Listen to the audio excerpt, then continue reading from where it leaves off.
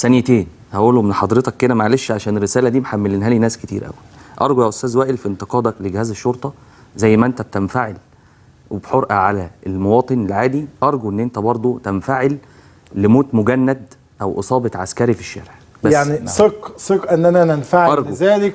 واذا كان بعض ضباط الشرطه محتقنين يعني من هجوم حضرتك غير غاضبين، المبرر اذا كان بعض ضباط دائما الشرطه غاضبين من معالجتنا فهي الحقيقه لاننا نبحث عن شرطه ذات وجه انساني، لا نبحث عن ارجو ان حضرتك يعني تبص نبحث عن ليه شرطه ذات وجه العسكري، مش إنساني هقول لك الضابط، لا العسكري تعذب اللي في ولا الشارع. اذا كان في بعض التجاوزات نسلط عليها الضوء وزي لا الايجابيات تصيب برضو الجهاز بالكامل يعني. الايجابيات برضو يا ريت ان حضرتك تاخد بالك طيب. منها برضو زي السلبيات. وانا وائل سياده النقيب في هذا الكلام على فكره، وخلينا وارجو ان شهداء الشرطه تقبل كلامي بصدر رحب يا استاذ وائل حلقات يعني. وتقارير ان شاء الله. بس انا باكد لك انه نحن مع المؤسسه الامنيه القويه والصلبه، لكن ذات الوجه الانساني الذي لا يعذب ولا يلاحق ولا يعتقل ولا يضطهد. بلاش الدوله البوليسيه والدوله القمعيه، عشان بقت تعمل لي او بتعمل لنا كده ايه. طيب احنا